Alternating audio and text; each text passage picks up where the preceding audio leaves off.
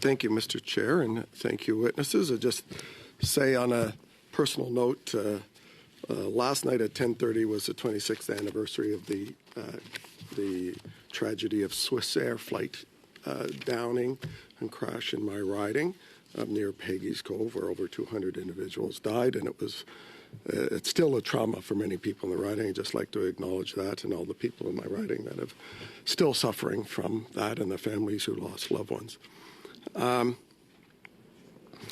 In your opening, you mentioned that the SDTC announcement, otherwise known from our side as the Green Slush Fund, was announced on June 4th, basically within hours of the release of the Auditor General's report on the Green Slush Fund, conflicts of interest, and misuse of taxpayer money.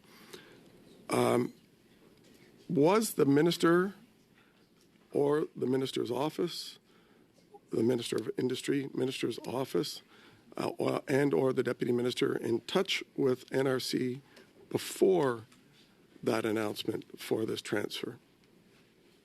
Mr. Chair, the NRC would have been involved at a working level in terms of options that I assume the department was considering for SDTC sometime in the spring of that year.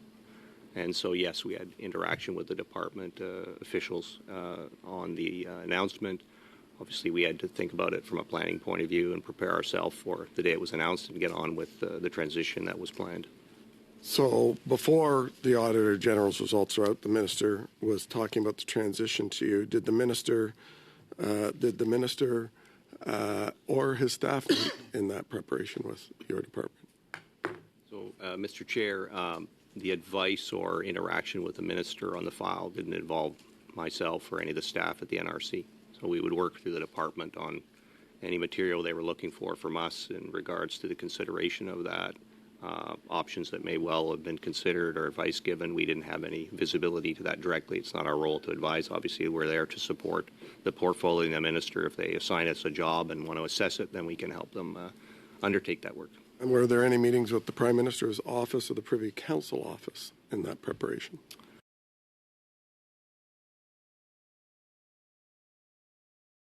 So I can't speak to any meetings that I'm aware of that I was involved with or any staff that I'm aware of directly with the Prime Minister's office in regard to the transition. I can assume because matters that relate to the way government's organized, there could have been working level contacts on, like we call machinery business, looking at options that could be considered. But again, that's something that I wasn't involved in directly. My understanding, I think from your presentation and the releases, this is being wrapped into the IRAP structure, governance structure within the NRC, at least for the next year, with an acting board of 3 former public servants, I believe. Do they all report to you, Mr. Lisk? So, because you have a governance structure for IRAP that reports to you, am I correct? So currently, SDTC has its own structure, and it has the board members that you're talking about. We have our own operating structure as IRAP, which lives inside of the NRC. When the transition happens, the SDTC structure will be collapsed eventually, and IRAP will take over operations of the program, and also all of the staff will come to implement those operations. And so to answer your question, we do not have a relationship with SDTC in the way you're describing. The board does not. The board is still operating independently under those 3 acting board members. That is correct. Are you working with management, I presume, and the acting CEO on the transfer? Yeah. Mr. Chair, just to be absolutely clear, because I appreciate the question that's being asked. So the interim board does not report to NRC in any manner. We work with the interim board representing the foundation. We work with the staff at SDTC on the transition planning.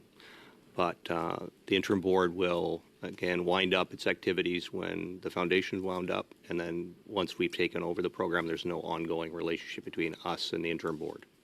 Well, and they that'll don't be- report to us, they're not going to become part of our reporting structure. The foundation won't exist as far as the ongoing programming is concerned.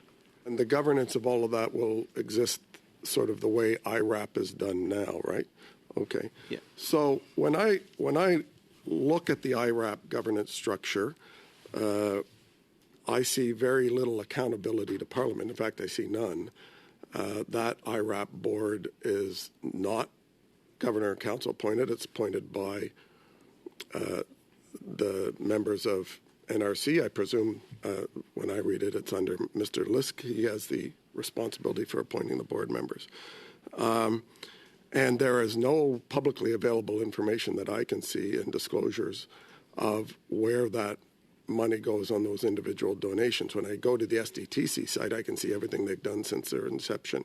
So is it the intent that the IRAP governance structure, where nothing is transparent to the public or accountable to Parliament, is what will be what this will evolve into?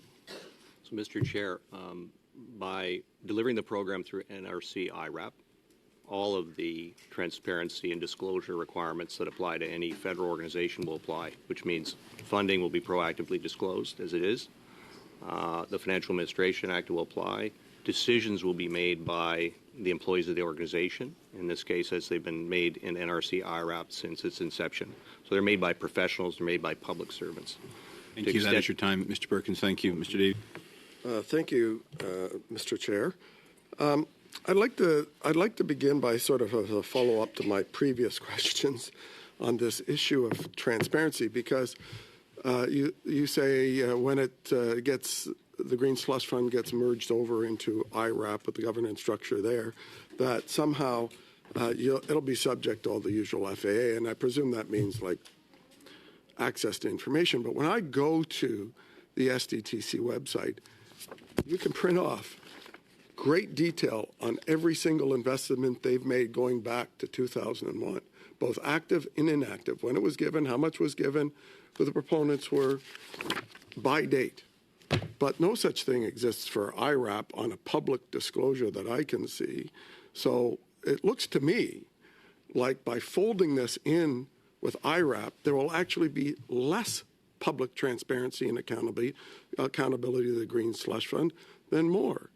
So will you pledge that everything that SDTC does in its new incarnation under your leadership and the leadership of the Minister of Industry will have at least this? It didn't stop the corruption of $390 million of $800 million going to conflicted parties, but at least we could figure it out and parliamentarians could see it.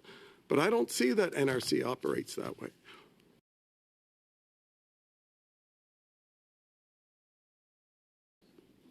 So, Mr. Chair, I'd be happy to follow up with the committee to provide the links to all the proactive disclosure that takes place on the investments we make under NRC IRAP. And I think that would hopefully resolve the member's question as to where you can find the information, because it's important. It's a matter of policy that is made public. And I would say similarly, it's equally important for us people to know who we invest in and how much and the names of the companies, so Canadians can look at that information, and it's something we've done, we do, and we will continue to do, and that will apply, of course, to any funding under any measures for sustainable development technology that we'll be offering under NRC IRAP. But I'd like to provide that link to the committee so that the folks can see what we do disclose if they haven't came across it before. Thank you, and I appreciate that. And secondly, IRAP is overseen by a voluntary, I guess, advisory board of 12 people, which I believe are appointed by you, Mr. Lisk. Is that correct? So we are not, the advisory board that supports IRAP does not have oversight. There's no fiduciary responsibility. All of that rests inside of the NRC and with the government. The purpose of the advisory board is to provide advice to IRAP around programming, program evolution, and developing new policies. So they provide advice. They do not have any oversight. Do any of the members of the IRAP advisory board do business with SDTC currently? To my knowledge, no. Could you double check on that and reconfirm in writing to the clerk, please? Absolutely. Also, I would like to understand that I think you said, Mr. Davies, that SDTC would be rolled over by the end of Q4 this year, which for those watching ends on March 31st, to you. But the understanding is that this actually is going to be spun out of the NRC, is it not, including IRAP, to a new Crown Corporation in 2026? So you'll have very little oversight over the time of what it's doing in actuality, unlike what the minister claimed you would be doing. You have no oversight now, and then it's just going to be flipped to another Crown agency once you've got a hold of it. So, Mr. Chair, the question is about the Canada Innovation Corporation and the plan that in 26-27 fiscal year that corporation would be put in place. There has been a law passed to create the Crown Corporation. It's just not in effect, so it's a policy question of when that happens. And the government said it'll do this in 2026-27. Looks to me like the new SDTC is pretty much like the old SDTC because it's being governed by a group of acting people. It'll be given to you, and then it'll be flipped out to another group. So you're an agency in the middle to another government agency with no assurance that it's going to have transparency or that the 82%, the Auditor General reviewed 226 projects, 186 Mr. Perkins, please. were conflicted. 186 were conflicted, 82%. Doesn't look like anything's changing to me. Just the name, perhaps where it resides. So, Mr. Chair, I don't have responsibility as a department. ISED and Finance Canada have responsibility for the Canada Innovation Corporation and of course the policy behind that with the ministers that they support. I think the question is really to look at that statute and see what similarities or differences there are between it and the foundation that is the subject of this committee's work and study. And obviously, I think it was addressed in prior testimony here as well, is that, obviously there's questions of how to set that up and ensure that those sort of, I guess I'd say, initial conditions about governance are sound and proper. And I'd, of course, leave people to observe what they think about the Canada Innovation Corporation in that regard. I think there are differences, at least certainly one is that in the legislation there's a review committee established by the board of that Crown Corp. This isn't in place now, but is provided for, that is separate from the board members, so that decisions would be taken by a review committee rather than the board itself. That was something put in the legislation at the time. Thank you very much.